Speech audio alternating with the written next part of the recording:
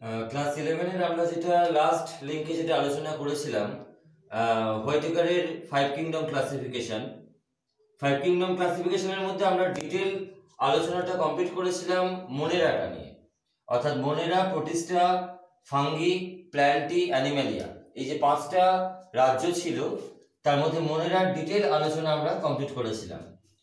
তারপর নেক্সট যে রাজ্য দুটো নিয়ে আজকে আমরা আলোচনা করব, তার মধ্যে একটা হচ্ছে প্রোটিস্টা আর একটা হচ্ছে ছত্রাক বা ফাঙ্গি।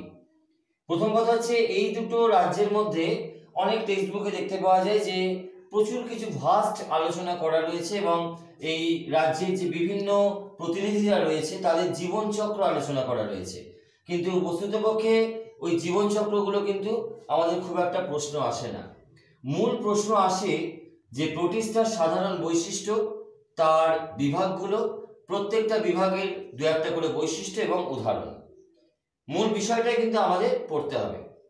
প্রোটিস্টা, এই যে রাজ্যটা, যার প্রবক্তা আর্নেস্ট হেকেল, এবং শব্দটা এসেছে একটা গ্রিক শব্দ প্রোটিস্ট থেকে, যার অর্থ হচ্ছে আদিম অর্থাৎ প্রাচীন। কিন্তু আদিম মানে প্রোটিস্টা কিন্তু ইউক্যারিওট, এটা মাথায় রাখতে হবে। মোনেরা যেমন ছিল প্রোক্যারিওট, প্রোটিস্টা কিন্তু ইউক্যারিওট। এটা হচ্ছে মোনেরা এবং প্রোটিস্টার মধ্যে মূল পার্থক্য, কিন্তু এটা এককোষীয় হতে পারে, বেশিরভাগ ক্ষেত্রে এককোষী, খুব রেয়ার কিছু বহুকোষী রয়েছে। এই প্রোটিস্টার সাধারণ বৈশিষ্ট্য যদি তোমরা দেখো, তাহলে যেহেতু ইউক্যারিওট, অবশ্যই তার সুগঠিত নিউক্লিয়াস থাকবে, সেটা এককোষী বা বহুকোষী উভয় হতে পারে। কোষপ্রাচীরের উপস্থিতি লক্ষ্য করা যায়। অযৌন যৌন জনন পদ্ধতিতে তারা জনন ক্রিয়া করতে পারে। আমি বারবার বলছি, মোনেরা এবং প্রোটিস্টা এই দুটোর ডিফারেন্স কিন্তু ভীষণভাবে ইম্পর্টেন্ট। বারবার একটা কথা বলছি, মূল পার্থক্যটা এই জায়গায়। মোনেরা এককোষী প্রোক্যারিওট আর প্রোটিস্টা এককোষী অথবা বহুকোষী ইউক্যারিওট। এই প্রোটিস্টার প্রধান গমনাঙ্গ হচ্ছে ক্ষণপদ বা ফ্ল্যাজেলা বা সিলিয়া। ক্ষণপদ বলতে তোমরা আগের ক্লাসে পড়ে এসছো যে অ্যামিবার গমনাঙ্গ ক্ষণপদ আছে, প্যারামোসিয়ামের গমনাঙ্গ সিলিয়া আছে, ইউগ্লিনার গমনাঙ্গ ফ্ল্যাজেলা আছে। সুতরাং গমনাঙ্গের দিক থেকে এই প্রোটিস্টা রাজ্যের মধ্যে কিন্তু একটা বৈচিত্র্যতা লক্ষ্য করা যায়। শুধুমাত্র গমনাঙ্গগুলোর নাম মনে রাখলেই যথেষ্ট, শুধুমাত্র নাম। আর তারপর তাদের পুষ্টি পদ্ধতি বা তাদের জনন পদ্ধতি, অর্থাৎ অযৌন জনন, যৌন জনন। সেই অযৌন জননের মধ্যে অনেক রকমের অযৌন জনন আছে, দ্বিবিভাজন আছে, বহু বিভাজন আছে। দ্বিবিভাজনের মধ্যে আবার বিভিন্ন রকমের আছে, কখনো কোষটা পুরোপুরি আড়াআড়ি ভেঙে যাচ্ছে, কখনো লম্বালম্বি ভাঙছে, অর্থাৎ অনুদৈর্ঘ্য দ্বিবিভাজন, অনুপ্রস্থ দ্বিবিভাজন বা সরল দ্বিবিভাজন, যেমন অ্যামিবার ক্ষেত্রে হয়, যে কোনোভাবে বিভাজিত হয়ে যায়। এই বিষয়গুলো কিন্তু টেক্সট বুকে খুব ডিটেলে আলোচনা করা রয়েছে। কিন্তু আমি আবারও বলছি, এখান থেকে কিন্তু প্রশ্ন আসবে প্রোটিস্টার সাধারণ বৈশিষ্ট্য, প্রোটিস্টা শব্দের প্রবক্তা কে, প্রোটিস্টা শব্দটা কোথা থেকে এসেছে, এবং তার যে বিভাগগুলো রয়েছে, 3টে মূল বিভাগ প্রোটিস্টার মধ্যে, যেটাকে আমরা বলছি সালোক সংশ্লেষকারী প্রোটিস্ট। নামটা শুনেই বুঝতে পারছো যে নিজেদের খাদ্য নিজেরা তৈরি করতে পারছে, অর্থাৎ অধিকাংশ ক্ষেত্রে তাদের ক্লোরোফিল রয়েছে। খাদ্য বিয়োজক প্রোটিস্ট, স্লাইম মোল্ড, ওই ভেজা স্যাঁতস্যাঁতে জায়গায় কিছুটা জন্মায়, কিছুটা ছত্রাকের সঙ্গে তুলনা করা যেতে পারে। আপাতভাবে দেখলে অনেকটা ছত্রাকই মনে হয়, কিন্তু ছত্রাক নয়। এবং আদ্য প্রাণী প্রোটিস্ট, যেগুলো বেশিরভাগটাই পরজীবী হিসেবে বসবাস করে, স্বাধীনভাবেও বসবাস করছে, আবার কোনো পোষক দেহের মধ্যেও অবস্থান করছে। পোষক দেহ মানে যার মধ্যে পরজীবী থাকে, তাকে আমরা পোষক দেহ বলি। এখন যেটা আমাদের দেখে নিতে হবে যে এই ডাইনোফ্ল্যাজেলেটস বা ক্রাইসোফাইটস বা ইউক্লিনয়েডস, এইগুলোর কিছু কিছু ক্যারেক্টার আমাদের কিন্তু মনে রাখতে হবে। আমি বারবার বলছি, এইগুলো থেকেই কিন্তু প্রশ্নটা আসবে, যে প্রোটিস্টার সাধারণ ক্যারেক্টার এবং তার যে বিভিন্ন উপবিভাগগুলো রয়েছে। তার মধ্যে প্রথম আমরা আসছি ডাইনোফ্ল্যাজেলস। বায়োলজিতে ডাই শব্দটার অর্থ হচ্ছে দুই, অর্থাৎ প্রথম কথা বলতে গেলে এরা এককোষী এবং দুটি ফ্ল্যাজেলা থাকে। একটু বুদ্ধি করে পড়তে হবে, বুদ্ধি করে পড়লে পরে প্রত্যেকটা পর্ব বা বিভাগ যে আমাদের মনে রাখতে হবে এরকম বিষয়টা কিন্তু নয়। প্রথম কথায় দেখো, ডাইনোফ্ল্যাজেলস হচ্ছে প্রোটিস্টার আন্ডারে, এবং সেটা শুধু প্রোটিস্টার আন্ডারে নয়, সালোক সংশ্লেষকারী প্রোটিস্টার আন্ডারে। সুতরাং এই জায়গাটা থেকেই আমরা কিন্তু না পড়েও আমরা দুটো কি তিনটে ক্যারেক্টার কিন্তু আমরা বলে দিতে পারি। প্রোটিস্টা মানে তার ক্যারেক্টার জানো, এটা এককোষী, এটা ইউক্যারিওট, অতএব ডাইনোফ্লাজেলেটসের ক্যারেক্টারের মধ্যেও সেটা লেখা যেতে পারে এককোষী ইউক্যারিওটস। এবং যেহেতু সেটা সালোক সংশ্লেষকারী প্রোটিস্টের মধ্যে, অতএব এটাই বলা যেতে পারে যে সেটা সালোক সংশ্লেষ করতে পারে, অর্থাৎ নিজেদের খাদ্য নিজেরা তৈরি করতে পারে। এছাড়াও আরো কয়েকটা, যেটা বললাম নামটা দেখেই বোঝা যাচ্ছে, অর্থাৎ দুটো ফ্ল্যাজেলা থাকে, কোষের রঞ্জক পদার্থ হিসেবে ক্লোরোফিল এ, বি ইত্যাদি উপস্থিত দেখা যায়, নিউক্লিয়াসটা বৃহদাকার, এবং সবথেকে বড় কথা আই স্পট অর্থাৎ চক্ষু বিন্দু, যেটা একটা খুব ইউনিক ক্যারেক্টার, সেটা এই ডাইনোফ্লাজেলেটসের মধ্যে রয়েছে। মানে প্রত্যেকটা বিভাগ থেকে আমাদের 3 থেকে 4টে করে ক্যারেক্টার করতে হবে, এবং তার উদাহরণও দেওয়া রয়েছে। সেরাটিয়াম একটা উদাহরণ দেওয়া রয়েছে, বা আরো কমন উদাহরণ তোমরা জানো, ক্ল্যামাইডোমোনাস, সেই উদাহরণটাও তোমরা দিতে পারো। নেক্সট আসছে আমি ক্রাইসোফাইটা বা ক্রাইসোফাইটস, যেটাকে আমরা ডায়াটম বলি। কোশ্চেনটা খুব আসে যে ডায়াটমীয় মৃত্তিকা কি, ম্যাক্সিমাম বার কোশ্চেনটা এসছে। এককোষী সোনালী বাদামি বর্ণের এক ধরনের জীব, অবশ্যই ইউক্যারিওট, ফ্ল্যাজেলা থাকলে একটা বা দুটো ফ্ল্যাজেলার সংখ্যা। এবং বারবার বলছি এখান থেকে এই যে প্রশ্নটা যে ডায়াটমীয় মৃত্তিকা কি, তার অর্থনৈতিক গুরুত্ব কি, এটা কিন্তু বহুবার এসেছে, যেটাকে আমরা অনেক সময় ফুলারের মৃত্তিকাও বলে থাকি। কি কাজে লাগে ডায়াটমীয় মৃত্তিকা? ডিনামাইট তৈরিতে কাজে লাগে। ডিনামাইট তৈরি করার সময় যে বিস্ফোরক তৈরি করা হয়, নাইট্রোগ্লিসারিন, সেখানে কাজে লাগছে। পাত্রের গাটাকে তৈরি করতে গেলে কাজে লাগছে। ধাতব পদার্থ পালিশ করতে গেলে কাজে লাগছে। ব্লাস্ট ফার্নেসে কাজে লাগছে। এমনকি টুথপেস্ট, টুথ পাউডার তৈরিতেও এই ডায়াটমীয় মৃত্তিকার ভূমিকা রয়েছে। কোশ্চেনটা কিন্তু ভীষণ ইম্পর্টেন্ট কোশ্চেন। নেক্সট আমরা আসবো ইউগ্লিনয়েডস, যার কমন উদাহরণ ইউগ্লিনা।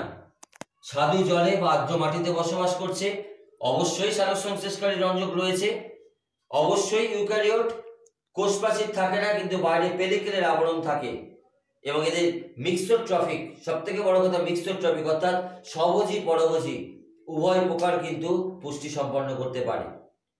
Euglena SP. সুতরাং সালোক সংশ্লেষকারী প্রোটিস্টার মধ্যে আমরা 3টে পর্ব দেখতে পেলাম, ডাইনোফ্লাজেলেটস, ক্রাইসোফাইটস, ইউগ্লিনয়েডস। একই রকম ভাবে আমরা চলে যাব পরবর্তী স্লাইম মোল্ড। আমি প্রথমেই বলেছি যে একটু বুদ্ধি করে পড়লে, যদি হট করে বলা যায় যে স্লাইম মোল্ডের কিছু বৈশিষ্ট্য বলতে, অবশ্যই আমাদের মনে পড়ে যাবে যেটা এককোষী ইউক্যারিওটিক এবং ছত্রাকের মতন। থ্যালাস দেহ, অনেকটা দেখতে প্লাজমোডিয়ামের মতন, ক্লোরোফিল থাকে না, মৃতজীবী পুষ্টি সম্পন্ন করছে। কয়েক রকমের রঞ্জক রয়েছে যদিও, যে কারণে বিভিন্ন কালার নেয়, যেমন কমলা, হলুদ, লাল ইত্যাদি কালার নেই, তবে সবুজ রঞ্জকটা কিন্তু নেই। ক্ষণপথ গঠন করতে পারে, এবং তার পাশাপাশি অযৌন জনন, যৌন জনন উভয়তেই কিন্তু পারদর্শী। এই স্লাইম মোল্ড আমরা দেখতে পাই কোথায়? স্যাঁতস্যাঁতে পরিবেশে, গাছের ছালে বা গাছের গুঁড়িতে এরা জন্মায়। আপাতভাবে দেখলে কিন্তু ছত্রাকের সঙ্গে ভুল হয়ে যাবে। লক্ষ্য করে দেখো, স্লাইম মোল্ডকে আমরা দুভাগে ভাগ করেছি। খাদ্য বিয়োজক স্লাইম মোল্ডকে, একটা অকোষীয়, যার উদাহরণ হচ্ছে ফুলিগো, আর ডিকটাস্টিলিয়াম অর্থাৎ কোষীয়, অর্থাৎ ডিপ্লয়েড প্রকৃতির পর্দাবিহীন বহু নিউক্লিয়াস যুক্ত যারা, তাদেরকে আমরা বলছি অকোষীয়। পর্দাবিহীন কথাটা যেন মাথায় থাকে। অপরদিকে কোষ পর্দা আবৃত, কোষ প্রাচীর বিহীন, যাদেরকে আমরা মিক্সড অ্যামিবা বলে থাকি, তাদেরকে আমরা বলছি কোষীয়। অর্থাৎ কোষ পর্দা আবৃত হলে কোষীয়, আর পর্দাবিহীন হলে অকোষীয়। এই জাস্ট ছোট ছোট করে একটা দুটো ক্যারেক্টার সব পড়তে হবে এরকম কোনো বিষয় নয়। এখান থেকে একটি দুটো করে ক্যারেক্টার বা বৈশিষ্ট্য আসবে, 1 মার্কস বা 2 মার্কসের কোশ্চেন। আর যদি পুরোপুরি প্রোটিস্টার সম্বন্ধে আলোচনা করতে বলে তাহলে 3 মার্কস। সেক্ষেত্রেও কোনো পর্বের মধ্যে একটি বা দুটির বেশি ক্যারেক্টার লেখার মতন সময় পাওয়া যাবে না। সুতরাং এক একটা পর্বের মধ্যে যে 8টা 10টা 12টা করে ক্যারেক্টার রয়েছে, অতগুলো করে ক্যারেক্টার পড়ার কিন্তু কোনো প্রয়োজন নেই। 2 থেকে 3টে করে ক্যারেক্টার এবং একটি করে উদাহরণ পড়লেই যথেষ্ট। পরবর্তীতে আমরা চলে যাব আমাদের লাস্ট যে বিভাগটা, আদ্যপ্রাণী প্রোটিস্ট, যার মধ্যে আমরা 4টে ভাগ পাচ্ছি। প্রোটোজোয়ান প্রোটিস্ট বলা হয়, জুফ্ল্যাজেলেট, সার্কোডিনা, স্পোরোজোয়া এবং সিলিয়াটা। এই চারটে আমরা উপপর্ব দেখতে পাচ্ছি। জু ফ্ল্যাজেলেট কথাটার মধ্যে দিয়েই একটা ফ্ল্যাজেলা শব্দটা চলে আসছে, অর্থাৎ এদের এক বা একাধিক ফ্ল্যাজেলা থাকে যেগুলো গমনে সাহায্য করে। এদের জনন পদ্ধতি সাধারণত দ্বিবিভাজন, কোষদেহ পেলিকেল দ্বারা আবৃত। পেলিকেল হচ্ছে হালকা একটা পাতলা আবরণী। খুব সহজ একটা উদাহরণ আমরা দেখতে পাচ্ছি জিয়ার্ডিয়া, যেটা আমাদের আমাশা রোগ সৃষ্টি করে। এবং বেসিক্যালি এই জু ফ্ল্যাজেলেটে কিন্তু অধিকাংশই আমাদের রোগ সৃষ্টিকারী অন্তঃপরজীবী। বিভিন্ন রকমের জীবাণু রয়েছে, লিশম্যানিয়া ডোনোভ্যানি, ট্রাইকোনোজোমা ব্রুজাই, যারা ঘুম রোগ সৃষ্টি করছে। বিভিন্ন প্রত্যেকেই কিন্তু কিছু না কিছু রোগ সৃষ্টি করছে, ভালো কেউ কিন্তু নয় এই জু ফ্ল্যাজেলেটের মধ্যে। সার্কোডিনার মধ্যে সার্কোডিনা নেক্সট, যার গমনাঙ্গ হচ্ছে ক্ষণপদ, স্বাদু বা নোনা জলে দেখতে পাওয়া যায়, ক্ষণপদের সাহায্যে গমন করে। এটা তোমরা ক্লাস 10এও পড়ে এসেছো, অ্যামিবার গমন পদ্ধতি, অ্যামিবয়েড গমন পদ্ধতি। সাধারণত দ্বিবিভাজন বা বহুবিভাজন পদ্ধতিতে জনন সম্পন্ন করে। Amoeba Proteus, amoeba Proteus. এই প্রোটিয়াস নামটা সম্বন্ধে একটা কথা বলি, এই নামগুলোর মধ্যে কিন্তু যথেষ্ট তাৎপর্য রয়েছে। এই প্রোটিয়াস এটা অ্যাকচুয়ালি একটা গ্রিক দেবতার নাম, যিনি বারবার নিজের রূপ পরিবর্তন করতে পারতেন। তো অ্যামিবাও কিন্তু ঠিক সেরকম ভাবে নিজের আকার বা আকৃতির পরিবর্তন ঘটাতে সক্ষম। সেই জায়গা থেকে নামটা এসছে amoeba proteus. Next sporozoa, spore, spore এই শব্দটার অর্থ হচ্ছে রেণু। এদের কোনো গমন পদ্ধতি নেই, এদের সিলিয়া ফ্ল্যাজেলা যেহেতু নেই, ক্ষণপদ নেই, এরা গমন করতে পারে না। এরা অযৌন জনন পদ্ধতিতে স্পোর উৎপাদনের মাধ্যমে, রেণু উৎপাদনের মাধ্যমে জনন প্রক্রিয়া সম্পন্ন করে। তবে আগেরটার মতনই কিন্তু দেহ পেলিকেল বা কিউটিকল দ্বারা আবৃত থাকে, যার একটা প্রধান উদাহরণ ম্যালেরিয়া রোগের জীবাণু প্লাজমোডিয়াম। এবং শেষ অর্থাৎ প্রোটিস্টার মধ্যে আমাদের যে শেষ আলোচনা, আদ্যপ্রাণী প্রোটিস্টার শেষ বিভাগ সিলিয়াটা। সিলিয়া যাদের গমনাঙ্গ, সেইখান থেকে নামটা এসেছে সিলিয়াটা। এককোষী উন্নত প্রোটোজোয়া, এদেরও দেহ পেলিকেল রয়েছে। এরা হলজয়িক পুষ্টি, অর্থাৎ সমগ্র অংশটাকে, খাদ্যটাকে সমগ্রভাবে গ্রহণ করে। হলজয়িক, হল কথাটা হচ্ছে সম্পূর্ণ। অযৌন জনন পদ্ধতিতে বা দ্বিবিভাজন পদ্ধতিতে এবং সংযুক্তি বা কনজুগেশন পদ্ধতিতে এক বিশেষ প্রকারের যৌন জনন, যেটা তোমরা আগের অধ্যায়ে ব্যাকটেরিয়ার ক্ষেত্রে পড়ে এসছো, সেই পদ্ধতিতে ওরা যৌন জনন করতে সক্ষম, যার প্রকৃষ্ট উদাহরণ হচ্ছে প্যারামোসিয়াম। তাহলে আলটিমেটলি আমরা প্রোটিস্টার মধ্যে কিন্তু এই অংশটুকুনি আলোচনা করছি। আমি কিন্তু বারবারই একটা কথা বলছি, টেক্সট বইতে কিন্তু এগুলো সম্বন্ধে অনেক বিস্তারিত আলোচনা করা রয়েছে, কিন্তু বাস্তবিক অর্থে অতটা দরকার হয় না। টেক্সট বইতে প্রোটিস্টার জনন সম্পর্কে বিস্তারিত আলোচনা করা রয়েছে, এমনকি ক্ষণপদ, ফ্ল্যাজেলা, সিলিয়া তার তুলনামূলক আলোচনা করা রয়েছে, তার পুষ্টি পদ্ধতি, তার গমনাঙ্গ ইত্যাদি সম্পর্কে বিস্তারিত আলোচনা করা রয়েছে। কিন্তু এতটা পড়ে কিছু পরীক্ষায় সেরকম ভাবে প্রশ্ন কিন্তু আসবে না। পরীক্ষায় যেটুকুনি আমি বললাম ঠিক সেই অংশটা থেকেই প্রশ্ন আসবে, যে তার বিভাগ, তার উপবিভাগ, প্রত্যেকটা 3টে থেকে 4টে ক্যারেক্টার এবং তার উদাহরণ। আর আরেকটা কোশ্চেন যেটা বারবার বলেছি, যে ডায়াটোমিয়া মৃত্তিকা কি, কোশ্চেনটা খুব ভালো করে কিন্তু পড়তে হবে। এর পরবর্তীতে আমরা চলে আসব যে ফাঞ্জাই অর্থাৎ ছত্রাক। ছত্রাক, ছত্রাকের কথা প্রথমে যদি আসি, তাহলে আমাদের প্রথমে মনে আসবে যে ছত্রাক হচ্ছে ক্লোরোফিল বিহীন। আমরা দেখতে পাই সচরাচর ওই ভিজে স্যাঁতস্যাঁতে জায়গা, বিশেষত এখন বর্ষাকাল, এই বর্ষাকালে ছত্রাকটা ভালোই দেখতে পাওয়া যায়। ভিজে কাঠ বা গোবর ইত্যাদির উপরে আমরা দেখতে পাই রয়েছে, যেটাকে আমরা ব্যাঙের ছাতা বলি, কমন অর্থে ব্যাঙের ছাতা। এই ছত্রাকের যে বৈশিষ্ট্যগুলো আমাদের পড়তে হবে, সেখান থেকে বেশ কয়েকটা শর্ট টাইপ কোশ্চেন আসে। তার মধ্যে প্রথমত এককোষী, বহুকোষী, এই কোশ্চেনটাও আসে যে একটা এককোষী ছত্রাকের নাম লেখো, উত্তর হচ্ছে ইস্ট। একটা বহুকোষী ছত্রাক পেনিসিলিয়াম। আর ছত্রাক কিন্তু আমি বারবার বলছি ভালো খারাপ উভয় দিকই রয়েছে। খাদ্যবস্তু যেমন পচিয়ে দিচ্ছে, খাবার নষ্ট করে দিচ্ছে, কিছু বিষাক্ত ছত্রাক রয়েছে, ঠিক সেরকম ভাবে আমরা মাশরুম, এটাও তো আমরা খাদ্য হিসেবে গ্রহণ করছি, সেটাও তো ছত্রাক। পেনিসিলিয়াম, যেখান থেকে আমরা পেনিসিলিন নামক অ্যান্টিবায়োটিক পেয়েছিলাম আলেকজান্ডার ফ্লেমিং, এটা তোমরা সকলেই জানো। এদের প্রধান বৈশিষ্ট্য অতএব এককোষীয় হতে পারে, বহুকোষীয় হতে পারে এবং সমাঙ্গদেহী। সমাঙ্গদেহী কথাটার অর্থ কি? যেখানে মূল, কাণ্ড, পাতার কোনো বিভেদন নেই। সামগ্রিকভাবে আমরা এটাকে অনেকে উদ্ভিদের মধ্যে ফেলি, বোটানি পার্টের মধ্যে আমরা ফেলি অংশটাকে, কিন্তু হোয়াইটেকার কিন্তু বোটানি মানে প্ল্যান্টটি থেকে কিন্তু এটাকে বার করে এনেছেন। একমাত্র ওই কারণেই বার করে এনেছে যে এরা পরভোজী পুষ্টি সম্পন্ন করে, এরা ক্লোরোফিল বিহীন। সাধারণ উদ্ভিদে কোষপ্রাচীরের মূল উপাদান শ্বেতসার, সেখানে এদের কোষপ্রাচীরের মূল উপাদান হচ্ছে কাইটিন। বহুবার প্রশ্নটা এসছে যে ছত্রাকের কোষপ্রাচীরের মূল উপাদান কি, যেখানে সাধারণ অন্যান্য উদ্ভিদের ক্ষেত্রে সেলুলোজ দিয়ে তৈরি হচ্ছে কোষপ্রাচীরটা, সেলুলোজ। ব্যাকটেরিয়ার ক্ষেত্রে পেপটাইড ও গ্লাইক্যান, সেখানে ছত্রাকের ক্ষেত্রে কাইটিন।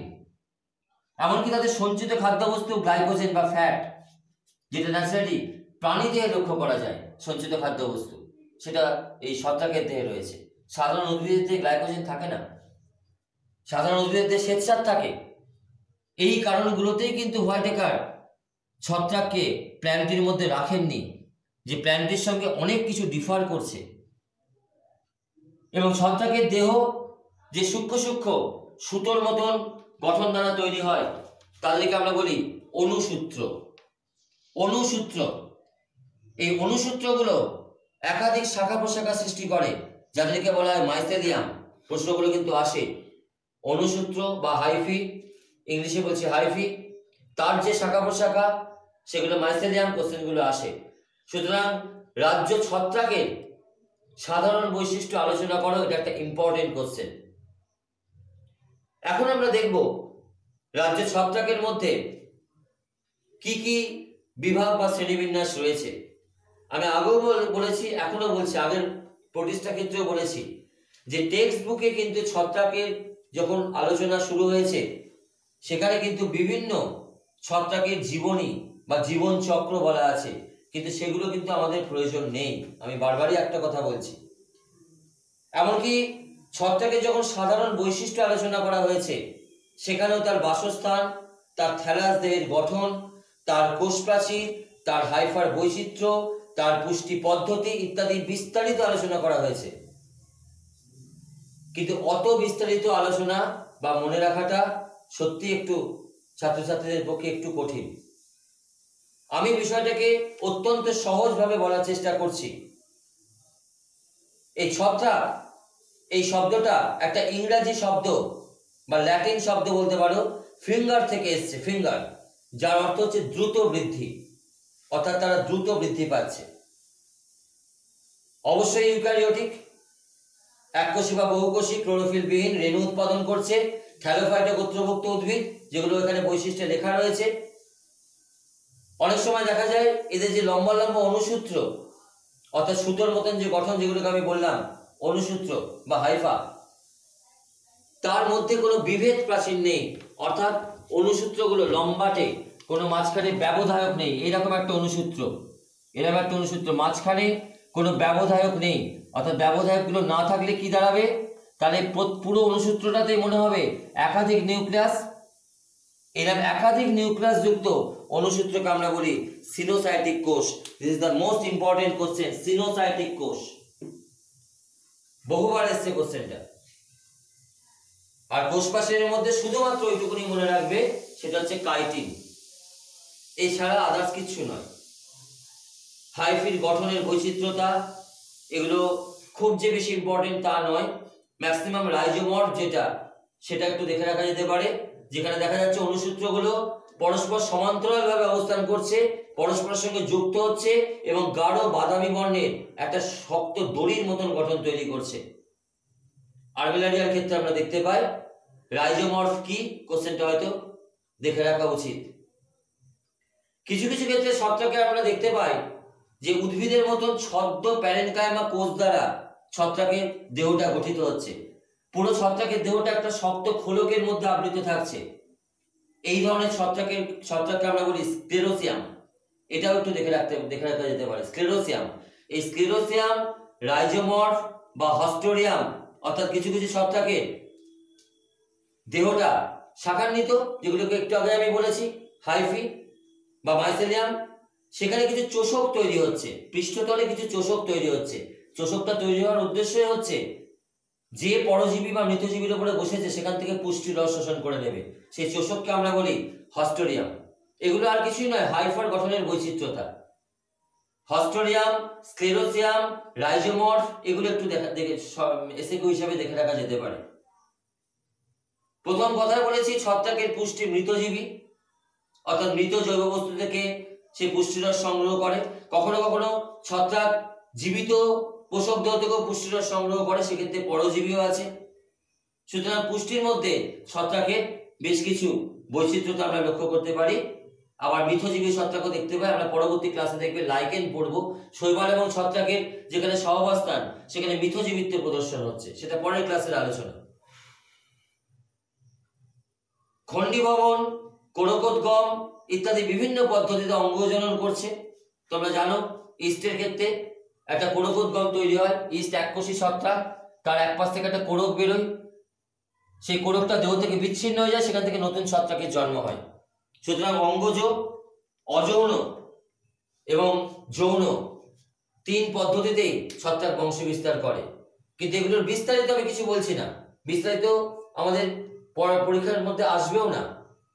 অযৌন জনন অইডিয়া, কনিডিয়া এবং রেণুস্থলী ইত্যাদি তৈরির মাধ্যমে এরা চলরেণু তৈরি করে, অর্থাৎ ফ্ল্যাজেলা থাকে।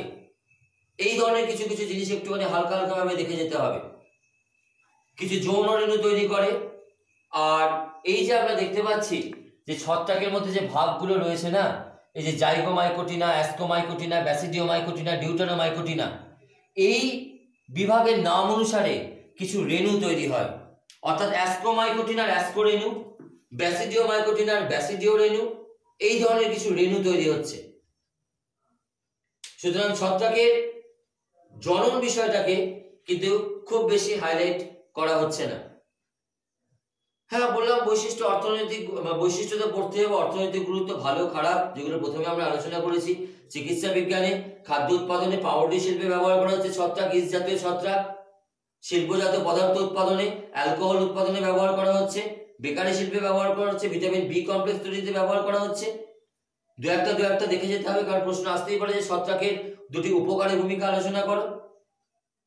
গবেষণার কাজে নিউরোস্পোরা, ইস্ট, এগুলো আমরা ব্যবহার করছি। কৃষিকার্যে আমরা ফিউসারিয়াম, অ্যাসপারজিলাস এই ধরনের ছত্রাক ব্যবহার করছি, যেগুলো মাটির উর্বরতা বৃদ্ধি করছে। সুতরাং ছোট ছোট করে, আমি বারবার বলছি ডিটেলে নয়, অল্প একটু আধটু করে প্রত্যেকটা বৈশিষ্ট্য আমাদের দেখে যেতে হবে। খারাপ ভূমিকা, ক্ষতিকর ভূমিকা, খাদ্য প্রয়োজনীয় সামগ্রী নষ্ট করে দিচ্ছে। রাইজোপাস, পেনিসিলিয়াম, দেখবি পাউরুটির ওপরে পাউরুটি রেখে দিলে বা আচার বাড়িতে রেখে দিলে সবুজ একটা ভেলভেটের মতন আস্তরণ পড়ে যাচ্ছে, খাদ্যবস্তু নষ্ট হয়ে যাচ্ছে, কাঠ নষ্ট হয়ে যাচ্ছে। বেশ কিছু বিষাক্ত ছত্রাক রয়েছে, অ্যামিনাটা, যেটা খেলে পরে গবাদি পশুরা মরে পর্যন্ত যাচ্ছে, ওই জাতীয় জল খেলে পরে বা মানুষও পর্যন্ত মরে যেতে পারে। এছাড়া তো রোগ সৃষ্টি করছে, বিভিন্ন আমাদের যে ফুসফুসের রোগ, অ্যাসপারজিলোসিস, বিভিন্ন অ্যালার্জি, উদ্ভিদের বিভিন্ন গম গাছের চিটে রোগ, আলুর ধসা রোগ, টমেটোর যে পচে যাচ্ছে, এসব সবই তো ছত্রাক ঘটিত রোগ। সুতরাং ভালো খারাপ দুই আছে। আমি আবারও বারবার বলছি, টেক্সট বইয়ে রাইজোপাস, পেনিসিলিয়াম, ইস্ট এইগুলোর কিন্তু জীবন ইতিহাস রয়েছে, ওগুলো কিন্তু আমাদের পড়তে হবে না। অ্যাগারিকাস, তার জীবন ইতিহাস রয়েছে, আমাদের শুধুমাত্র দেখতে হবে কি বৈশিষ্ট্য, তার অর্থনৈতিক গুরুত্ব, এইগুলো। প্রথমে আমি আসছি জাইগোমাইকোটিনা, অবশ্যই মৃতজীবী বা পরজীবী, থ্যালাস দেহ, এগুলো কমন ব্যাপার।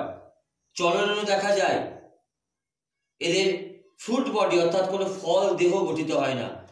এক্সাম্পল দেওয়া আছে রাইজোপাস, একটা করে এক্সাম্পল অবশ্যই পড়তে হবে। অ্যাসকোমাইকোটিনা নামটা শুনলেই কি মনে আসে, যে এদের যে রেণু তৈরি হয় সেই রেণুর নাম অ্যাসকো রেণু।